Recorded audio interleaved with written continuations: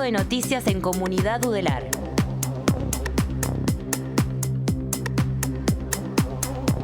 Detuvieron a un uruguayo por doble femicidio y secuestro en Córdoba. La policía de Córdoba, en Argentina, detuvo al uruguayo Pablo Laurta, acusado de asesinar a su expareja Luna Giardina y a su ex suegra Mariel Zamudio y de secuestrar a su hijo de 5 años. El crimen ocurrió el sábado por la mañana en el barrio Villa Serrana, donde Laurta habría ingresado armado y disparado contra las dos mujeres.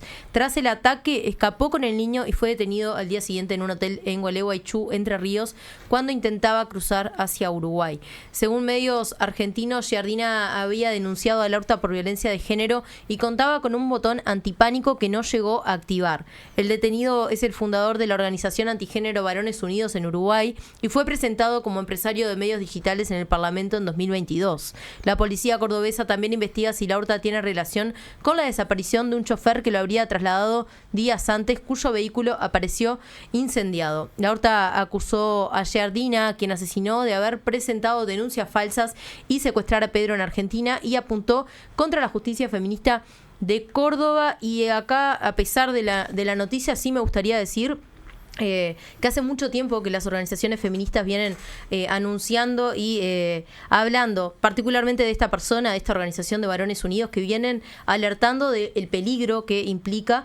También decir que está muy vinculado esta organización y otras, como por ejemplo con Mis Hijos No Te Metas, con la ley, con el impulso de la ley de corresponsabilidad en la crianza, que se votó en el periodo pasado. Es decir, hay legisladores que avalaron esto, hay legisladores que impulsaron estos discursos, que hoy por hoy también ocupan bancas en el Parlamento, como es el caso de Rodrigo Goñi, que fue quien en su momento pidió la sala para que se pudieran ejecutar estos actos. Así que me parece que no es menor pensar en las personas que están dentro de la institución que avalan estas circunstancias, también en cómo la justicia uruguaya y argentina, en este caso, no hizo escucha a la voz de esta mujer que venía pidiendo ayuda, que tenía además medidas cautelares con respecto a esta persona, y cómo tenemos hoy por hoy un nuevo femicidio, 2 femicidios en realidad, que podrían haber sido evitables, y un niño en una situación de vulnerabilidad impresionante, en la que además se ve incluso cuando se detiene a Laurta que ni siquiera fue pensada la forma en la que lo iban a contener, esto de parte de las autoridades argentinas. No me parece menor empezar a escuchar un poco más a los movimientos feministas, que sí vienen anunciando hace mucho tiempo la existencia de estos discursos de estas personas y de lo peligrosos que pueden ser. Sí, una cosa para agregar nomás, que justo Varones Unidos es uno de los 6 grupos que reveló una investigación de la diaria, que son los que desinforman sobre la ley 19.580 sobre violencia basada en género, y que tuvieron participación en ese lobby en el Parlamento que se hizo en 2021, ya no, o 2022, para aprobar esta ley de corresponsabilidad de la crianza o tenencia compartida. Entre otros temas, reasignaciones presupuestales del Frente Amplio para Educación, Justicia y Cultura. El Frente Amplio anunció nuevas reasignaciones presupuestales que destinan 290 millones de pesos para la Universidad de la República y 80 millones para la Universidad Tecnológica. Además, se incluye la equiparación salarial entre fiscales y jueces y un refuerzo presupuestal para la Junta de Transparencia y Ética Pública, la JUTEP. El paquete también contempla recursos adicionales para los parques industriales de Pando y Rivera, el Instituto Clemente Estable y el Hospital de Clínicas, junto con apoyos a la Cinemateca Uruguaya, el Teatro Independiente y programas de alfabetización en cárceles. El presidente de la Cámara de Representantes, Sebastián Valdomir, destacó en su cuenta de X que el oficialismo seguirá negociando con otros partidos para fortalecer políticas de violencia de género y discapacidad. Las medidas se suman a los acuerdos alcanzados con Cabildo Abierto, que permitieron aprobar los nuevos impuestos para las compras web en el exterior, como Temu, y el impuesto mínimo global, con los que el gobierno proyecta recaudar unos 400 millones de dólares anuales a partir de 2026. Siguiendo hablando del tema presupuestos, Schipiani dijo que hay un recorte presupuestal en educación. Si bien la oposición va a acompañar las reasignaciones, los diputados consideran que son insuficientes. Felipe Schipiani se refirió a la promesa del Frente Amplio de llegar al 6+1 del PBI de inversión en educación e investigación, y sostuvo que va a estar legislando lejísimos de ese porcentaje y que en relación a lo que gastó en educación el gobierno anterior hay un recorte. El legislador colorado dijo que para 2026 lo asignado para la educación será del 4,4% del PBI, mientras que en 2027 y 2028 será de 4,3% y para 2029 estará en 4,2% de acuerdo a un informe del UDELAR que presentó. Sobre eso, el diputado del Frente Amplio, Joaquín Sequeira, dijo que desconoce la metodología con la que se hicieron esos cálculos mencionados por Schipiani, pero que no considera un montón de variables. En ese sentido, explicó que en la línea de base del proyecto de presupuesto hay créditos que no se computan para los próximos años, como el Fondo de Inasistencias, cuyo gasto aparece consignado para 2025 y no para los siguientes años. De esta forma, afirmó, lo que dice Schipiani es una mentira grande como una casa y que en los últimos 20 años la única vez que se recortó el gasto en educación fue entre 2020 y 2023, cuando gobernaba la coalición republicana y el Partido Colorado conducía la educación de este país. Tenemos un audio sobre este tema de Joaquín Sequeira. Que no hay un recorte en el gasto en educación, sí, el gasto en educación crece, acompaña la evolución del producto a lo largo del quinquenio, por lo tanto tampoco nos alejamos de la meta del 6%. Sí es real que hay reclamos que exceden las partidas presupuestales que teníamos originalmente y ayer, en el marco de las reasignaciones que estamos haciendo en el Parlamento, reasignamos 290 millones de pesos para la UDELAR y 80 millones de pesos para la UTEC, además de otras partidas por montos menores que van al Ministerio de Educación y Cultura. Y por otro lado, se aprobó la creación de la Secretaría de Litigio Estratégico y la oposición advierte concentración de poder.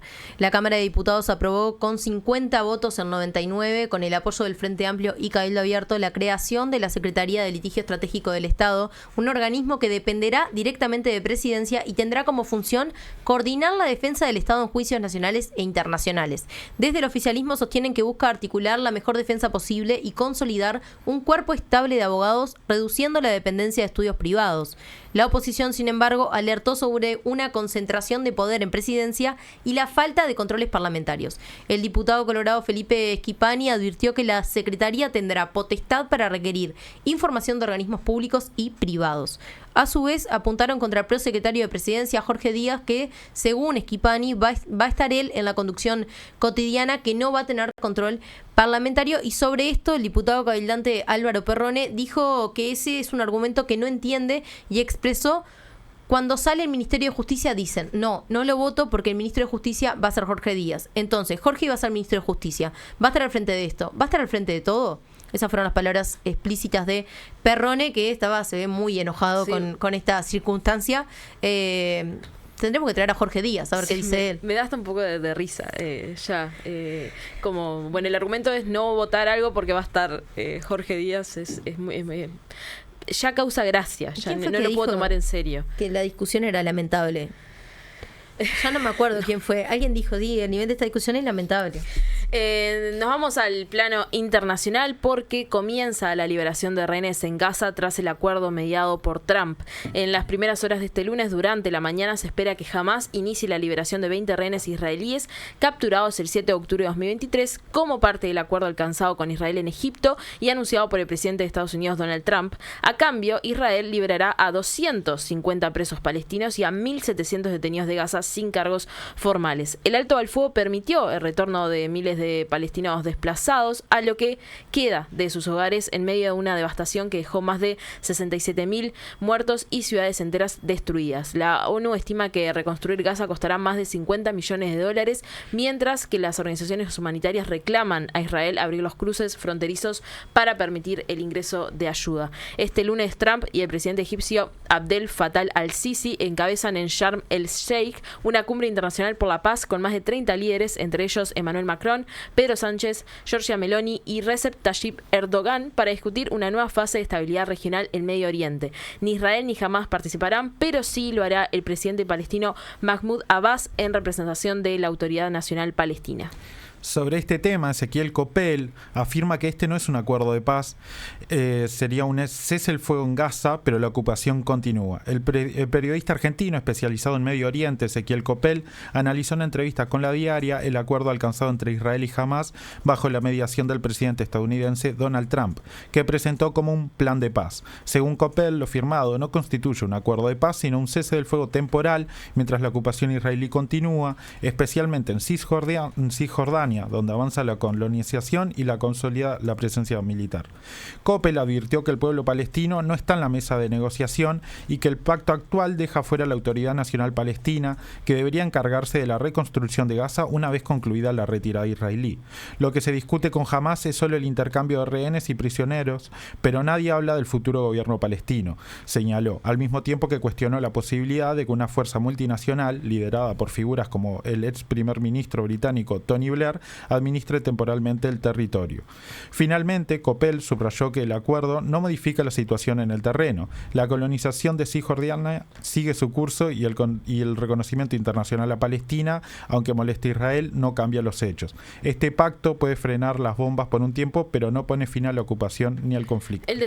Coppel decía en la entrevista que ahora la atención tendría que estar puesta en Cisjordania, ¿no? Ver qué pasa ahí, porque es algo que esto que decía, de que bueno, que la ocupación sigue allí, así que bueno, veremos también. Esto es mucho también de minuto a minuto, ya ni siquiera es día a día. Exactamente, de esta manera cerramos este Comuniflash de lunes. Gracias Borja Verges por sumarte. Por favor, gracias a ustedes. Ya volvemos con Comunidad Udelar.